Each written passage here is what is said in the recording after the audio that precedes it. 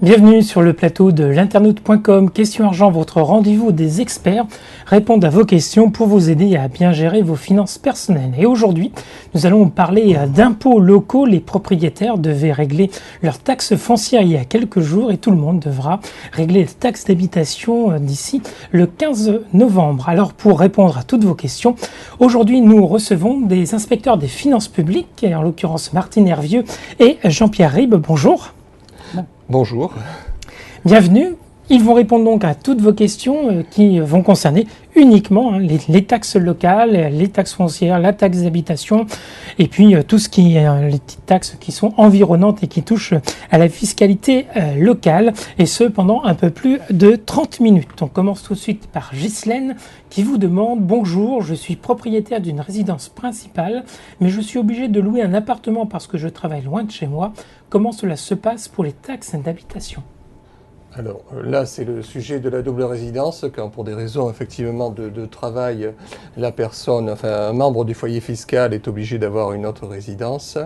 Alors la règle est qu'une seule résidence peut être taxée en principal. La résidence principale est celle où le foyer fiscal dépose la déclaration d'impôt sur le revenu. L'autre résidence, qui sert par exemple la semaine, le temps où la personne travaille, elle doit être taxée comme une résidence secondaire, c'est-à-dire qu'elle ne bénéficie pas des abattements de la résidence principale. Alors vous anticipez une question de Martine qui justement nous demande est-ce que le taux d'imposition est différent pour les taxes foncières et d'habitation entre la résidence principale et la résidence secondaire ? Alors pour les taxes foncières, il n'y a pas de différence, les taux sont les mêmes, les taux d'imposition. Par contre, pour les résidences principales et secondaires, alors les taux d'imposition sont effectivement les mêmes, sauf que la résidence secondaire ne bénéficie pas des abattements pour le calcul de la base nette sur lequel est calculée la cotisation. Voilà. Et les frais de gestion sont un peu plus élevés et il y a un prélèvement de 1,5% aussi sur les résidences secondaires. Martine Hervieux, bien ajouté ? Non, j'ai rien à ajouter. D'accord. Jean-Pierre a répondu parfaitement à la question. Si Martine veut rajouter. Question de Frédéric qui vous demande pourquoi les modalités de calcul des impôts fonciers ne sont pas envoyées avec l'avis d'imposition. Alors, je peux parler pour la taxe d'habitation, par exemple. La taxe d'habitation détaille, on part toujours, la base du calcul des impôts locaux, c'est la valeur locative brute du ou des locaux, là, en l'occurrence la taxe d'habitation des locaux à l'adresse, sur lesquels on applique des abattements, différents abattements, abattement général à la base, abattement pour personnes à charge, etc., suivant la situation de la personne. Donc ça, c'est bien détaillé, les abattements que l'on va imputer par la suite sur la base brute et sur lequel on va appliquer la cotisation. Donc on a bien dans chaque colonne la cotisation de la vie, la cotisation calculée pour chaque niveau de collectivité, et ensuite la cotisation globale et les frais de gestion. D'accord. C'est-à-dire qu'en fait, on a tout si on regarde bien le détail de son avis d'imposition, on a tous les chiffres qui ont servi au calcul. Voilà. Alors, ensuite, il y a des choses plus compliquées. Si on bénéficie effectivement d'un plafonnement de la taxe d'habitation, là, c'est un calcul un petit peu compliqué. Alors, il y a quelques éléments sur l'avis, mais bon, qui sont, un peu techniques. Cotisation en référence 2003, etc., qui ont servi à calculer le plafonnement. C'est vrai que pour le calcul d'un plafonnement éventuel de taxe d'habitation, là, les éléments ne suffisent pas à reconstituer le calcul du plafonnement. D'accord, donc Frédéric, regardez attentivement votre avis d'imposition qui est en train de vous arriver. Vous allez avoir le maximum d'informations dessus. On a une série de questions sur les exonérations. Vous en avez parlé un petit peu tout à l'heure, ça a suscité des remarques, celle de Max par exemple, qui dit « Je possède une carte d'invalidité à 80%. Ai-je droit à une exonération de la taxe foncière et de la taxe d'habitation ?» Martine, je réponds. Pour la taxe foncière, une seule exonération ou un dégrèvement est prévu, c'est pour les bénéficiaires de l'allocation aux adultes handicapés et les bénéficiaires de l'allocation supplémentaire d'invalidité ou les bénéficiaires de l'allocation de solidarité aux personnes âgées. Voilà, ça ce sont les dégrèvements prévus pour les taxes foncières, alors sous condition de revenus. Et pour la taxe d'habitation, effectivement, il y a des exonérations prévues. Alors dans le cas de ce monsieur, il y a une exonération pour les bénéficiaires de l'allocation aux adultes handicapés qui est prévue et aussi une exonération alors qui est plus large que ça pour les infirmes ou invalides ne pouvant subvenir par leur travail aux besoins de leur existence. C'est plus large que prévu. Alors il faut, pour bénéficier de ces exonérations, avoir un revenu fiscal de référence inférieur à l'article 1417.1 du Code général des impôts. Donc pour une part, c'est de mémoire 10 224 € pour une part. Voilà, et il existe aussi, mais là c'est sur vote des collectivités, un abattement spécial pour les handicapés, mais celui-là il est délibéré par les collectivités, donc il ne s'applique pas forcément dans toute la France. D'accord, donc il faut se renseigner en fait auprès de sa mairie, si, voilà, c'est en fonction de la... Oui, voilà, c'est ça, de la délibération qui a été prise par la mairie. Et pour avoir cette exonération, il faut également que les personnes qui vivent au domicile remplissent certaines conditions, surtout la condition de ressources pour les personnes qui ne font pas partie du foyer fiscal et qui vivent dans le même domicile. D'accord. Question de Francine. Bonjour, je suis non imposable sur le revenu. Je paye ma taxe d'habitation et j'aimerais savoir si je peux bénéficier de l'exonération sur la taxe de la redevance audiovisuelle. Alors, pour bénéficier d'un dégrèvement de redevance audiovisuelle, enfin, qu'on appelle maintenant les contributions à l'audiovisuel public, avec non imposable à l'impôt sur le revenu, en tant que tel, ça ne suffit pas. Il y a un dégrèvement qui est prévu pour les personnes qui ont vraiment un revenu fiscal de référence égal à 0, nul, et à ce moment-là, ils sont effectivement dégrevés de contributions. Ensuite, pour les personnes qui sont exonérées pour d'autres raisons, X ou Y, dont les handicapés, les infirmes, etc., dont je parlais tout à l'heure, les plus de 60 ans, les veufs ou veuves, là, effectivement, l'exonération de TH entraîne le dégrèvement de contribution à l'audiovisuel public. Mais il n'y a pas, effectivement, ce n'est pas de lien entre le fait d'être non imposable à l'IR et de ne pas payer de contribution à l'audiovisuel public. D'accord, donc Francine, il faut régler cette redevance au même titre que la taxe d'habitation ou la taxe foncière si vous payez également la taxe foncière. Question de Cathy. Bonjour, je suis en retraite depuis le 1er avril 2012. Mes revenus ont diminué de moitié. Ma taxe d'habitation et mes taxes foncières vont-elles être revues à la baisse? Dans quelle proportion les revenus sont-ils pris en compte? Alors donc, effectivement, on prend en compte les revenus. Mais ces revenus vont permettre d'obtenir un allègement éventuel par rapport au montant de la taxe d'habitation qui ne doit pas dépasser un certain seuil. Donc tout ce calcul est effectivement expliqué au dos de l'avis de taxe TH, de taxe d'habitation, et c'est un calcul à faire, mais effectivement on peut obtenir certains allègements par rapport au revenu fiscal de référence de toutes les personnes qui occupent le foyer. Est-ce que c'est calculé automatiquement ou bien il faut revenir vous voir et discuter avec vous avec les éléments probants qui permettraient éventuellement... Non, alors c'est calculé automatiquement et d'ailleurs le revenu fiscal de référence et le nombre de parts du redevable principal de la taxe d'habitation figurent sur cet avis de taxe d'habitation. D'accord. Et a priori, c'est le même nombre de parts que pour l'impôt sur le revenu? C'est la même détermination ou ça peut changer? Alors non, c'est le même nombre de parts qu'à l'impôt sur le revenu. D'accord. Question de Bertille. Bonjour, je loue un studio de 27 mètres carrés et pour la première fois en 7 ans de location, mon propriétaire me réclame 155 € pour la taxe d'enlèvement d'ordures ménagères. Est-ce que ces 155 € sont justifiés? Comment sont-ils calculés? Oui, ils sont justifiés puisque le propriétaire remet à la charge de l'occupant du local, enfin du locataire, pardon, à l'occurrence, la cotisation de taxe d'enlèvement des ordures ménagères. Voilà, calculé, bien c'est sur la valeur locative et il y a un taux qui s'applique pour calculer la taxe d'enlèvement des ordures ménagères. Et le fait que le propriétaire ait tardé à lui réclamer, parce que c'est partie des charges qui peuvent être recouvrées par un propriétaire par rapport à son locataire, ça a été une erreur de son propriétaire de ne pas lui avoir demandé de régler les autres années cette taxe?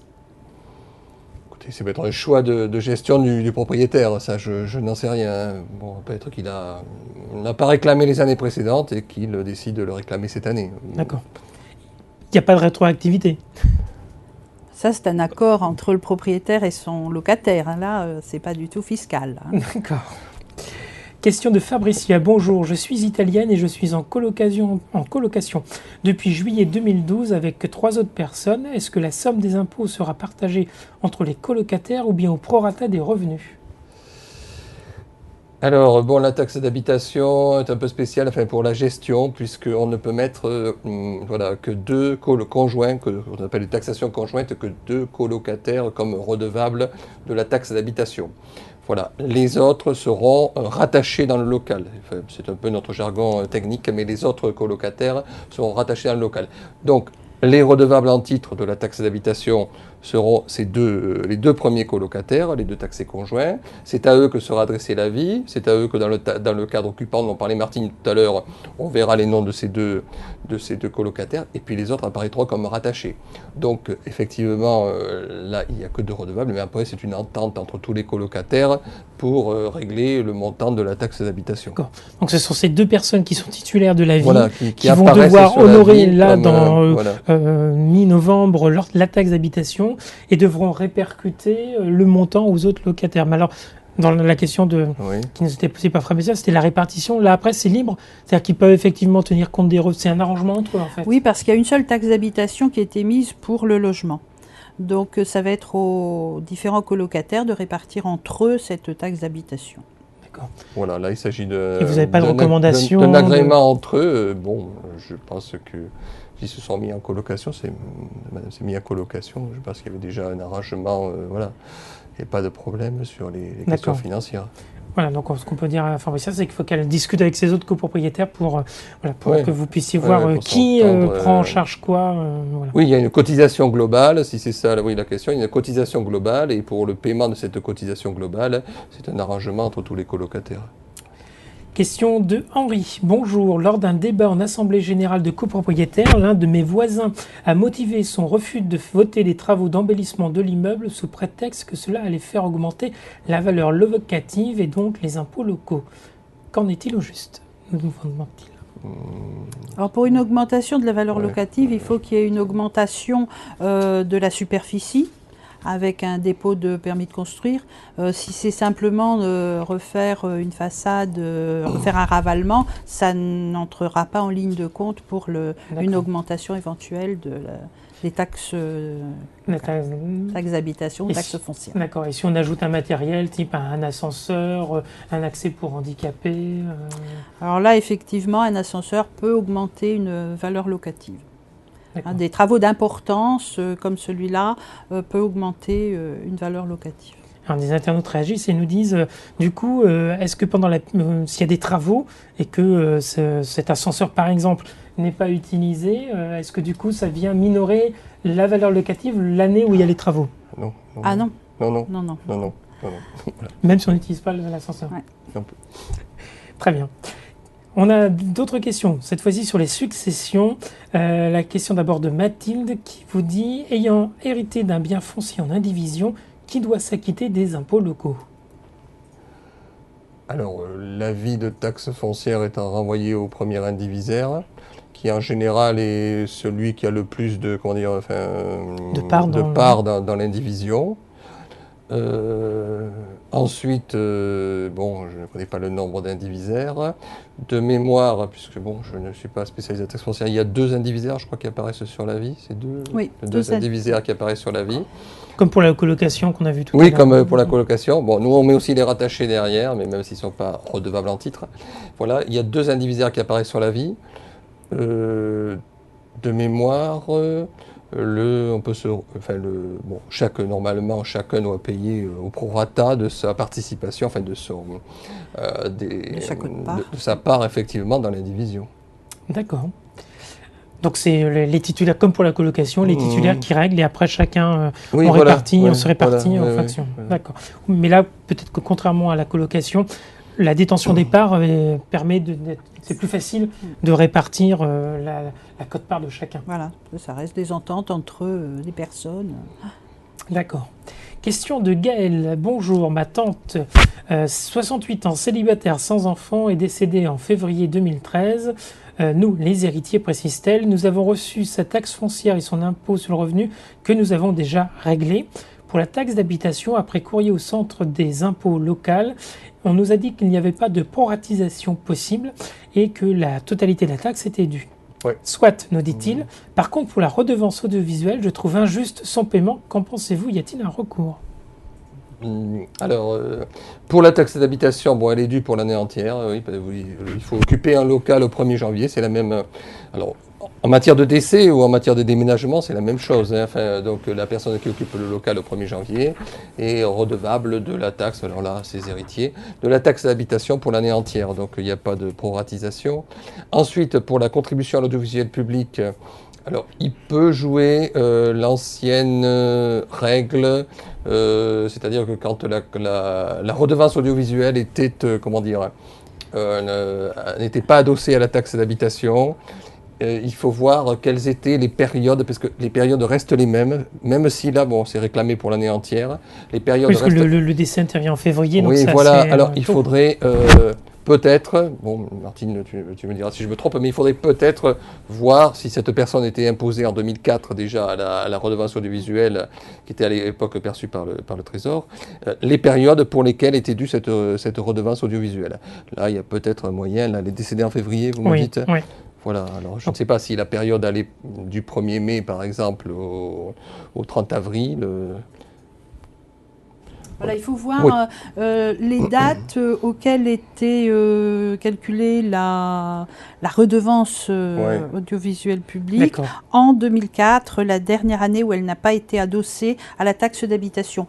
Et en fonction de ces dates, il peut éventuellement y avoir un dégrèvement de la CAP. Mais il faut retrouver les documents de l'année 2004. Voilà ce qu'il vous reste à faire, Gaël, et après de revenir voir le service des finances publiques que vous avez sollicité déjà à propos des taxes foncières que vous avez contestées.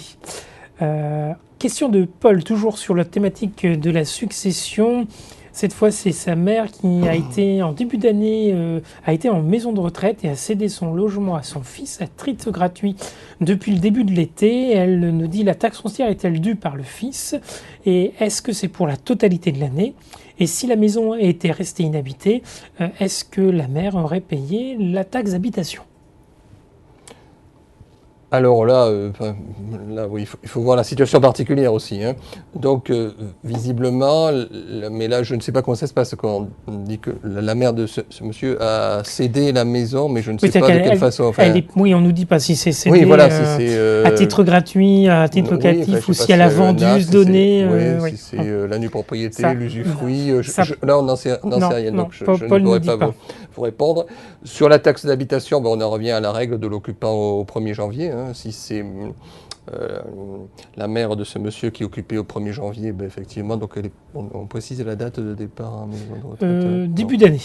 Début d'année, donc la taxe d'habitation devrait être mise effectivement à la charge de la mère de monsieur, si elle était, et elle peut bénéficier d'allègements dus à son âge à ce moment-là, des exonérations. C'est toujours l'occupant au 1er janvier. Hein. C'est la date du 1er janvier qui est retenue pour le calcul de la taxe d'habitation pour l'année entière.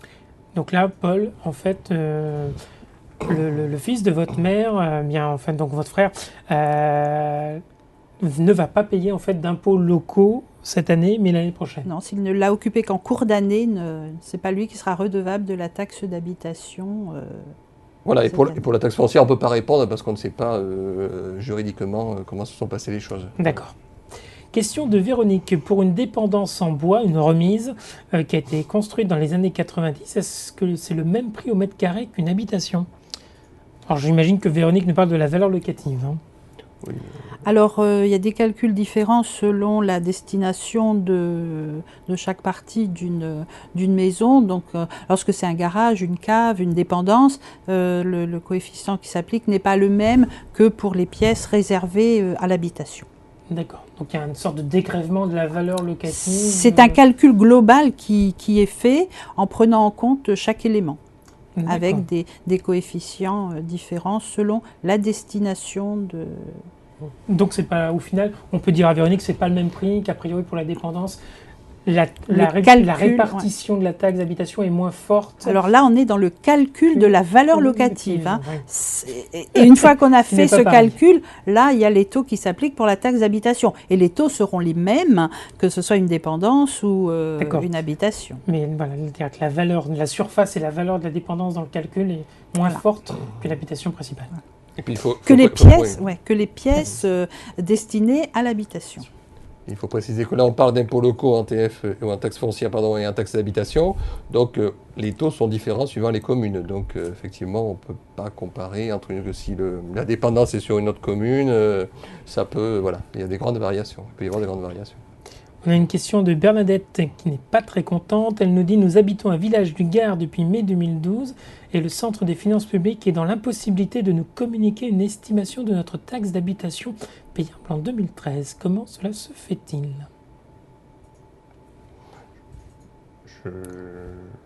Alors peut-être que c'est une construction neuve, donc dans ce cas-là, effectivement, hein, le service ne peut pas communiquer de données concernant cette taxe d'habitation. S'il s'agit d'une construction ancienne, le service pourrait être en mesure, dès lors que le service a connaissance du logement exact occupé et des personnes qui occupent ce logement avec leur revenu fiscal de référence et le nombre de parts. C'est-à-dire qu'il faut vraiment apporter tous les renseignements nécessaires au calcul de la taxe d'habitation pour pouvoir faire une estimation. D'accord, c'est-à-dire que là, vous ne reprendriez pas l'ancien avis d'imposition de l'éventuel ancien propriétaire? Non, c'est pas possible puisque la taxe d'habitation est également calculée en fonction des revenus et des charges de famille. Et des taux qui varient d'une année sur l'autre. Alors voilà. Et donc effectivement, le service, je rebondis sur ce que dit Martine, est en mesure à une application, une calculette de simulation qui permet de faire une simulation de la taxe d'habitation à payer en 2013. D'accord. On a une série de questions sur des litiges. Alors peut-être qu'on peut y répondre assez brièvement. Tout d'abord, Monique, nous avons constaté que sur le cadastre, la surface de notre terrain était supérieure d'environ 200 mètres carrés, par rapport à la réalité. Mis à part prévenir la mairie, vais-je pouvoir obtenir une réduction d'impôt ? Il faut se rapprocher du service des impôts fonciers, je pense. Voilà, du service des impôts fonciers, ou si c'est fusionné avec au centre des finances publiques, pour signaler l'anomalie. Là, c'est quelque chose à local. Là, ça sera jugé par le service. Voilà, là, c'est en local que ça doit se régler. Chaque fois qu'il y a des litiges comme ça personnels, effectivement, on ne peut pas donner de réponse globale. Donc, c'est en local que doivent se régler ces litiges, puisqu'on n'a pas la connaissance des tenants et des aboutissants du problème. D'accord. Question de Fabien, il nous dit qu'il est à la retraite avec sa femme, ils ont 2 parts et il pensait avoir droit à un dégrèvement cette année en 2013. Et puis, ils ont décidé d'inscrire leur fils majeur et demandeur d'emploi en adresse postale et fiscale chez eux. Et ils s'aperçoivent que sur l'avis qu'ils viennent de recevoir, il y avait la lettre R qui était associée en face du nom de leur fils. Du coup, ils se posent la question de savoir que veut dire ce R et est-ce que du coup, ils perdent le bénéfice du dégrèvement du fait de la présence de leur fils sur la déclaration. Alors, c'est ce que je disais tout à l'heure pour les colocations, la personne qui nous interrogeait pour les 4 colocataires. Là, le R veut dire que le fils de ces personnes est rattaché au foyer, R comme rattaché, est rattaché au foyer fiscal de ses parents, mais alors attention, rattaché au sens de la taxe d'habitation, pas au sens de l'impôt sur le revenu. Il est rattaché au foyer fiscal de ses parents et ses revenus sont, quels qu'ils soient, sont pris en compte pour le calcul d'allègement de la taxe d'habitation, ce que nous disions tout à l'heure. Voilà. En tout cas, si son revenu, pour une part, n'excède pas 10 224 € pour l'année 2013, ça fait les revenus 2012, pour l'année 2013, là, il ne sera pas du tout pris en compte pour le calcul des allègements dont pourraient bénéficier ses parents. D'accord, voilà. Donc c'est neutre, en fait. Ça serait neutre, voilà. Ça serait neutre à la fois pour le calcul du plafonnement ou si les parents ont plus de 60 ans pour le calcul d'une exonération. D'accord. Aston, lui, nous indique que depuis 2009, il s'aperçoit qu'il paye 2 taxes foncières et 2 taxes d'enlèvement des ordures ménagères pour le même bâtiment, à savoir un local commercial avec un appartement qu'il occupe depuis 24 ans. Il n'y a pas eu de changement d'adresse, il y a juste eu une numérotation de l'immeuble par la mairie, puisqu'avant il n'y avait pas de numéro. Il se demande à qui il doit s'adresser pour arrêter de payer 2 fois la taxe foncière et la taxe d'enlèvement des ordures ménagères. Donc là, il va devoir s'adresser au centre des impôts fonciers, hein, le service qui gère l'impôt foncier pour régler ce problème. Puisqu'il faut voir, est-ce qu'il y a effectivement 2 logements ou 2 locaux différents Au sens fiscal. Voilà, ou alors, non, il va y avoir 2 fois un impôt foncier sur le même local. Oui, ça Donc, paraît étrange, oui, effectivement. Voilà. Et on peut le vérifier parce que chaque local a un numéro particulier qu'on appelle numéro invariant. Ça peut se voir sur l'avis de taxe foncière. S'ils ont tous les 2 le même numéro, les locaux, là, il y a un problème, effectivement. D'accord. Donc, Hassan, vérifiez bien vos 2 relevés. Regardez bien les caractéristiques du logement, si c'est strictement les mêmes. Et puis, pour tout éclaircissement, voilà, vous rendre au centre des finances publiques le plus proche, ou en tout cas en charge de votre dossier. On va terminer les litiges avec Jean-Paul qui nous dit « En location depuis 12 ans, j'ai quitté mon logement au 1er juin dernier. Suis-je obligé de m'acquitter du reste du prélèvement mensuel de la taxe d'habitation jusqu'à ce mois-ci ?» Et sûr. par ailleurs, il a reçu l'échéancier 2014 alors qu'il ne vit plus dans cette maison. Que doit-il faire, nous demande-t-il ? Alors, la taxe d'habitation est due pour l'année entière pour le logement que l'on occupe le 1er janvier. Donc, effectivement, pour cette année, même s'il quitte le logement au mois de juin, il doit la taxe d'habitation pour l'année entière. Ensuite, il est mensualisé. Donc, il va avoir un échéancier qui va commencer au mois de janvier prochain. Cet échéancier est calculé sur la taxe d'habitation qu'il a cette année dans un logement, mais s'il déménage, ça sera reporté sur le logement pour lequel il aura réglé la taxe d'habitation l'année prochaine. D'accord. Donc il y aura le surplus payé sera déduit. Ah, tout à fait. Juste une précision, donc on paie la taxe d'habitation pour l'année entière, dans le cas de cette personne. Donc là, elle le paie pour l'année entière, même si elle a déménagé au mois de juin. Mais il est à signaler qu'il n'y a pas de nouvelle taxe d'habitation pour juin à décembre. Voilà. Donc on ne proratise pas les taxes d'habitation, c'est pour l'année entière. Question de Gaëtan. Bonjour, je suis bénéficiaire de l'AS pour un montant ne dépassant pas 500 € et je réside chez un parent retraité qui paye la taxe d'habitation. Comme je ne suis pas, dit-il, une demi-part pour l'impôt sur le revenu, est-ce que ce parent peut être exonéré de la taxe d'habitation ? Non, parce que là, ça va être le cas d'un rattaché au sens de la taxe d'habitation. Cette personne, pour une part, n'ayant pas des revenus supérieurs ou égaux à 10 224 € pour une part, ces revenus ne sont pas du tout retenus pour le calcul de la taxe d'habitation. D'accord. Question de Maud. En 2012, nous avons été exonérés de la taxe d'habitation. C'est une maison qui avait été obtenue dans le cadre d'une succession. Elle est vide de tout meuble et est à vendre. En 2013, la maison n'est pas vendue et elle est toujours inoccupée. Pour autant, on réclame les impôts, nous réclame la taxe d'habitation pour 2013. Étant donné que la maison est vide de tout mobilier et sans occupant, est-ce qu'elle doit payer cette taxe alors qu'elle était exonérée en 2012 ? Non. S'il s'agit d'un local vacant, c'est-à-dire sans aucun mobilier, effectivement totalement vide, au 1er janvier de l'année et toute l'année, cette personne ne doit pas payer la taxe d'habitation et doit effectivement se mettre en rapport avec son centre des finances publiques. Enfin, le centre des finances publiques qui est inscrit sur son avis d'imposition qu'elle a reçu et pour effectivement obtenir un dégrèvement. Voilà, Monos. Soyez donc rassurés. Question de Julien. Bonjour, je viens de recevoir une taxe pour participation au réseau d'égout. Peut-on me réclamer cette taxe vu que le tout à l'égout était déjà là avant que je n'acquière le bien en 2010 ? Alors, ça va être vite, parce qu'on ne connaît pas cette taxe. D'accord. Voilà, désolé. C'est pas géré avec la taxe d'habitation et puis, là... oui, puis même au niveau c'est un peu étonnant. D'accord. publiques. Julien, voilà, faut nous en dire plus d'ici la fin de l'émission si vous voulez une réponse. Il faut faire une nouvelle émission. Voilà. Qui paye? C'est les thèmes un peu, un assemblage de questions que nous avons reçues. Tout d'abord, Nathan qui vous demande « Bonjour, je suis actionnaire minoritaire avec mon père dans une SCI immobilière que nous avons créée fin 2012. Qui paye les impôts locaux, la SCI ou les actionnaires ?» Alors, il y a deux, la taxe foncière et la taxe d'habitation. Donc la taxe foncière, elle est mise au nom de la SCI. Voilà, enfin, elle est envoyée à la personne, au gérant, enfin, voilà. Quant à la taxe d'habitation, elle est mise au nom de l'occupant, voilà. présume que ce n'est pas la SCI qui Pas l'occupe, la- mais c'est une personne physique qui doit l'occuper. D'accord. Question d'Andrew. Bonjour, je suis belge et j'habite en France depuis plus d'1 an. Mon propriétaire vient de me prévenir que je dois lui rembourser la taxe d'habitation qu'il a reçue il y a 2 jours. Dois-je accepter? Pourquoi n'ai-je pas eu de courrier?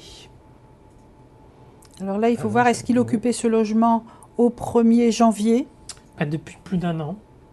Donc effectivement, Il y a peut-être, comment dire, une mise à jour qui a été loupée, je ne sais pas. Enfin, on n'a D'accord. peut-être pas affecté la bonne personne dans le local. Peut-être voir avec le service, là aussi. D'accord. Peut-être il fallait Donc- affecter Andrew au 1er janvier et pas le propriétaire. Éventuellement, c'est le propriétaire qui devait vous avertir qu'il avait un locataire et que...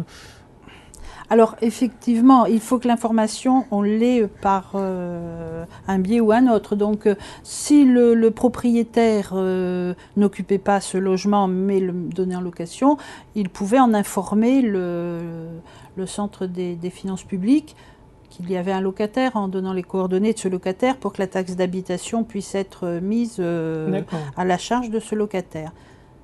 Et comme Andrew est belge, il ne dépose pas non plus de déclaration 2042, enfin d'impôt sur le revenu en France, donc le service n'a peut-être pas eu la connaissance qu'il occupait ce local au 1er janvier. D'accord, donc le bon conseil, c'est que lui et son propriétaire vous écrivent, prennent contact avec le Oui, avec centre pareil, des finances avec le centre et des finances publiques. régularisent pour Voilà, que tout tout à fait. soit au carré. Régularise pour que ce soit au carré à la fois cette année, puis les années suivantes. Enfin bon, là, s'il y a D'accord. lieu. Voilà.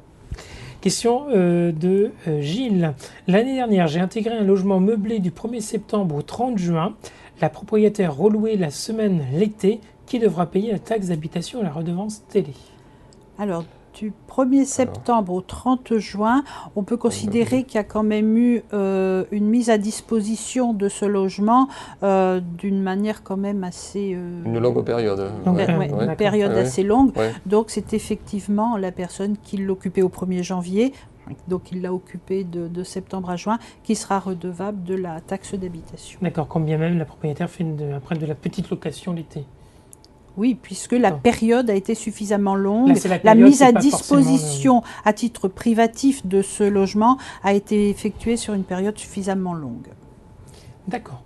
Question de Lucie. Bonjour, je vis en couple depuis 2007 et à ma grande surprise, la taxe d'habitation ne figure qu'à mon nom, malgré les différentes relances de ma part auprès des services afin de faire noter le nom de mon mari sur celle-ci. Vivant en couple avec un seul enfant, le nombre de parts indiqué sur ma taxe est de 1,5. J'aurais voulu savoir si cela était normal ou pas. Et dans le cas où il y aurait une erreur, est-ce que cela peut faire baisser le montant à payer? Alors là, bon, normalement, effectivement, je reprends la situation que décrit cette dame, il devrait y avoir une taxation conjointe. Bon, 1,5 part pour une dame avec un enfant, ça me semble normal. Effectivement, il devrait y avoir l'autre personne du couple qui soit prise en compte dans le local, affectée dans le local et apparaisse également sur l'avis en taxation conjointe avec madame. Bon, là aussi, je pense qu'il faut demander au service des impôts compétents de faire la mise à jour nécessaire. D'accord. Voilà. Ah oui, donc prenez votre avis, allez discuter. Oui, voilà, pour on signaler peut sur rien, on peut- Tout à fait, c'est ça une peut démarche être qu'on peut fait. faire Ouais. par Internet. Oui, pour signaler qu'une autre personne occupe le local. Et comme, demander une taxation conjointe avec cette Voilà. personne. D'accord. Question de Edith. Bonjour, il serait souhaitable de connaître de quoi est constituée la base de l'imposition, on y revient, par rapport à la réalité et pourquoi le pourcentage de la commune de la région augmente en permanence. C'est plus une affirmation qu'une question. Mais... Oui, alors là, les taux sont votés par les collectivités locales, donc là, c'est... Voilà. Les augmentations, ben voilà, il y a plusieurs facteurs. Donc effectivement, il y a le vote des taux, comme j'ai dit tout à l'heure. Il y a les abattements pour la taxe d'habitation qu'on peut augmenter ou diminuer. Et puis il y a, on a parlé, la situation personnelle du redevable de la taxe d'habitation, suivant son revenu, suivant son nombre de parts, suivant son assujettissement ou non à l'ISF, qui peuvent faire varier les cotisations. Donc tout ça, c'est, comment dire... Après, connaître les raisons les vraies raisons qui ont fait augmenter les cotisations de madame, voilà, tout y contribue. D'accord. On va finir par cette dernière question, celle de Caroline. Bonjour, en 2011, j'ai acquis une maison de campagne construite en 1975. J'ai reçu un formulaire H1 que j'ai complété. Mauvaise surprise, il s'est avéré que l'étage de ma maison n'était pas déclaré. Je me demande comment est calculé l'impôt. Alors, effectivement, hein, l'impôt, que ce soit la taxe d'habitation ou la taxe foncière, est calculé en fonction des éléments réels. Cet imprimé H1 a permis de mettre en évidence qu'une partie de l'habitation de certaines personnes n'était pas taxée à la taxe d'habitation et à la taxe foncière, et tout a été régularisé avec le dépôt de cet imprimé H1. D'accord. Donc en fait, il faut qu'elle à nouveau reprenne contact avec vous et on corrige la déclaration. Non, ça sera fait, Non, tout va se faire automatiquement par les services. D'accord, tout simplement, Caroline. Très bien, merci beaucoup Martine Hervieux, Jean-Pierre Ribe d'avoir répondu aux questions de nos lecteurs. Merci à vous d'avoir posé vos questions. Désolé pour les questions auxquelles on n'aurait pas répondu, mais je pense qu'on a couvert assez largement le sujet pour que vous ayez pu avoir un élément de réponse de manière indirecte. Et quoi qu'il en soit, vous pouvez communiquer, on vous l'a dit à plusieurs reprises pendant l'émission, avec la Direction Générale des Finances Publiques par le mail qui est sur votre avis d'imposition que vous êtes en train de recevoir. Il y a également le site sur lequel il y a des éléments d'information et des nouveaux documents qui expliquent un peu plus en détail la taxe d'habitation. C'est cela ? Oui, les taxes foncières aussi. Oui, voilà. tous les impôts locaux. Donc on peut trouver sur le site impôts.gouv une brochure qui reprend tous les impôts locaux, pas seulement la taxe d'habitation et la taxe foncière, mais également les impôts locaux des professionnels. Cette brochure est accessible sur impôts.gouv et vous trouverez dans celle-ci de nombreux renseignements importants. Et la Direction Générale des Finances Publiques est également très présente sur les réseaux sociaux. Il y a un compte Twitter, @DGFIP, le _8 officiel. Et là aussi, vous pouvez échanger, poser des questions et vous avez assez rapidement, dans les minutes, voire les quelques minutes qui suivent, une réponse. Merci à Gilles et Steve qui étaient à la technique. On se retrouve bientôt sur l'internet.com pour d'autres questions, d'autres sujets pour vous aider à bien gérer vos finances personnelles.